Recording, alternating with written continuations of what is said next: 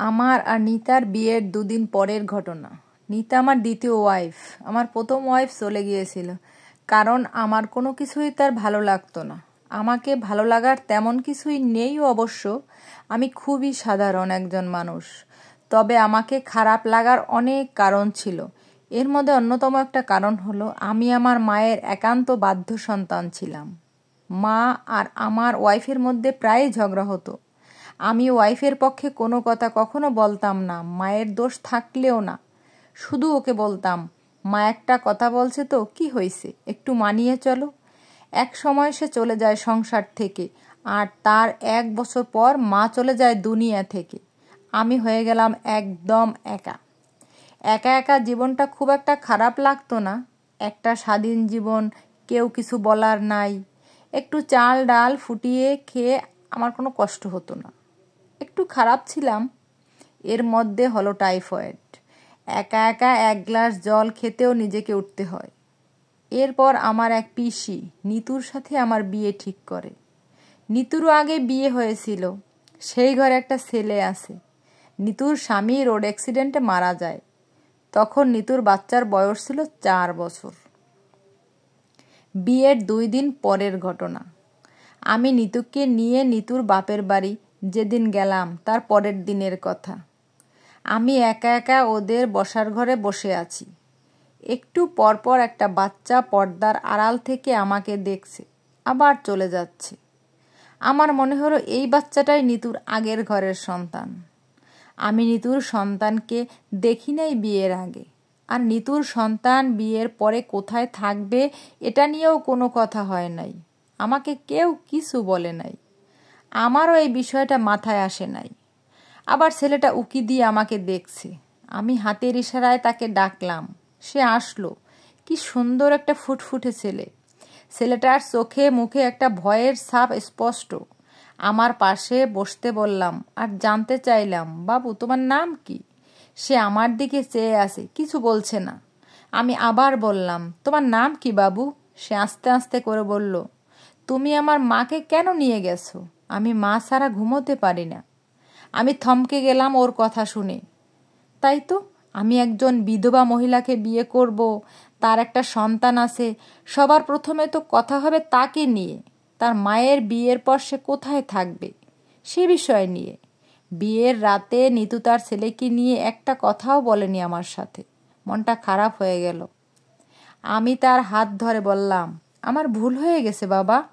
এখন থেকে তুমি, আমি আর তোমার মা আমরা একসাথে এক বাড়িতে থাকব। আমি তোমার নতুন বাবা। এই কথা শুনে শিশুটির চোখে মুখে একটা খুশির ঝিলিক দেখতে পেয়েছিলাম। তখনই সিদ্ধান্ত নিয়ে নিলাম, নিতার সাথে আমার পারিবারিক জীবন সুখের বা দুঃখের যাই হোক না কেন, এই শিশুটি আমার কাছ থেকে কোনো কষ্ট কখনো পাবে না। ওকে আমি আগলে রাখবো আমার সন্তান হিসেবে।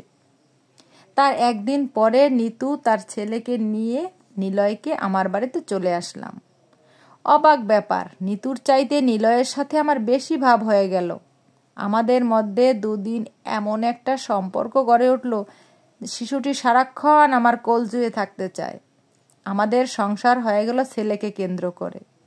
আমার হঠাৎ হঠাৎ মনে হতো নিলয় ছিল আমারই সন্তান। ও হারিয়ে গিয়েছিল, এখন আবার ফিরে পেয়েছি। না, এই সুখ আমার জীবনে বেশি দিন স্থায়ী হলো না। নিলয় আমাদের জীবন থেকে হারিয়ে যায় এবং আমি বুঝতে পারি মায়া মমতার কোনো মূল্য নেই সংসারে। এখানে রক্তের সম্পর্ক বড়, আত্মার সম্পর্ক কিছু না। বিয়ের 2 বছর পরের ঘটনা। আমাদের পরিবারে নতুন সদস্য এসেছে। নিলয়ের একটা বোন হয়েছে। আমি মেয়ের নাম রাখলাম নিপা। আমি ছোটোখাটো একটা কাপড়ের দোকান চালাই। আমাদের সংসারে প্রাচুর্য নেই, আবার কোনো অভাবও নেই। হঠাৎ একদিন আমার বাড়ির সামনে একটা বড় গাড়ি এসে দাঁড়ালো। সেখান থেকে এক ভদ্রলোক নামলো এবং আমাকেই বলল, আপনি কি সাগর সাহেব? আমি বললাম, হ্যাঁ। উনি বললেন, আমি নিলয়ের কাকা। আমি ওনাকে বাড়ির ভেতরে নিয়ে বসালাম। আমার কেন যেন মনে হলো উনি এর আগেও এই বাড়িতে এসেছেন। উনি বেশি ভনিতা না করে সরাসরি বললেন, আমি কানাডা থাকি। আমি এবার দেশে এসেছি নিলয়কে কানাডা নিয়ে যাওয়ার জন্য। ওর কাগজপত্র সব রেডি করার জন্য একটু দেরি হয়ে গেল। আমার বুক ধরফর করছে, এই মানুষটা কি বলে? আমার ছেলেকে সে কোথায় নিয়ে যাবে? আমি কোনো রকমে বলি, না, আমার ছেলেকে আমি কোথাও যেতে দেব না। আমি সবচাইতে বেশি অবাক হয়েছিলাম নিতুর ব্যবহারে। নিতু একবারের জন্যও বলেনি আপনি নিলয়কে নিয়ে যেতে পারবেন না। আসলে নিতু হয়তো চেয়েছিল ছেলের আরও উন্নত জীবন, যা হয়তো আমার পক্ষে দেওয়া সম্ভব না। হয়তো ভেবেছে এখন আমার মেয়ে হয়েছে, আমি আর আগের মতো নিলয়কে ভালোবাসবো না। তারপর নিলয় চলে গেল আমার জীবন থেকে। নিলয় চলে যাওয়ার পরের সময়গুলো আমি মনে করতে চাই না। আমার জীবন থেকে অনেকে হারিয়ে গেছে, যেটা সবার জীবনেই আসে। মা, বাবা, আমার প্রথম স্ত্রীর চলে যাওয়ার সব কিছুতে আমার কষ্ট লাগা ছিল, তবে তা ছিল সহনীয়। কিন্তু আমার নিলয়ের চলে যাওয়া আমার জীবনে এক অন্যরকম বিষণ্ণতা এনে দিল।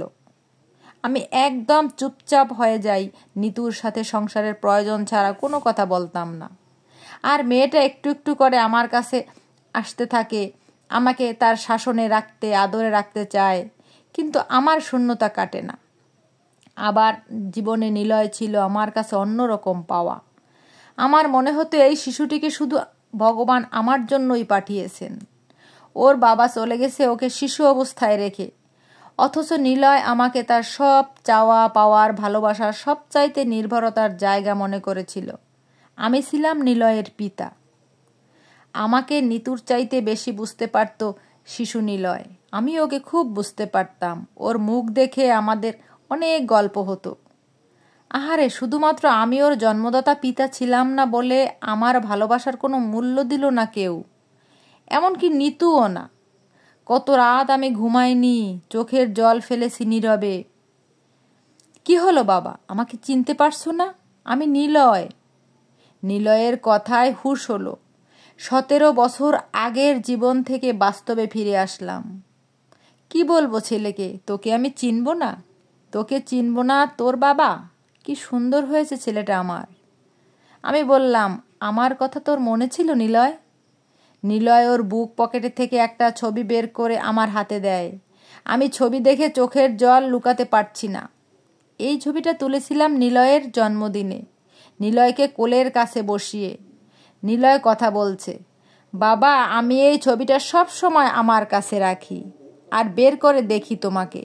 আমার ভয় হতো ছবিটা হারিয়ে গেলে যদি আমি তোমাকে চিনতে না পারি, যদি ভুলে যাই তোমার চেহারা। নিলয়কে বুকে জড়িয়ে কেঁদে ফেললাম। আমার সন্তান ফিরে এসেছে আমার কাছে। কখনো কখনো ভালোবাসার সম্পর্ক রক্তের সম্পর্কও হারিয়ে দেয়।